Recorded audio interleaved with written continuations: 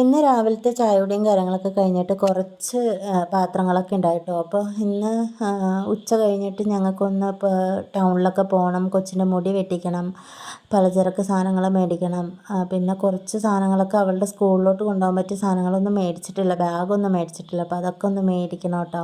അപ്പോൾ രാവിലത്തെ ചായയുടെയുടെ പാത്രങ്ങളൊക്കെ കുറച്ച് ബാലൻസ് കഴുകാനുണ്ടായിരുന്നു. അപ്പോൾ അതൊന്ന് കഴുകി വെച്ച് പിന്നെ ഉച്ചക്കത്തേക്കുള്ള കറിക്ക് 2 ദിവസം മുന്നേ മേടിച്ചല്ലോ കക്കയിറച്ചി മേടിച്ചിട്ടുണ്ടായിരുന്നു. അപ്പോൾ അത് വേവിച്ച് ഫ്രിഡ്ജിലാക്കി വെച്ചിട്ടുണ്ടായിരുന്നു. അത് കുറച്ചായിട്ട് ഞാൻ എടുത്ത് ഫ്രൈ ചെയ്ത് എടുക്കുന്നുണ്ടായിരുന്നു.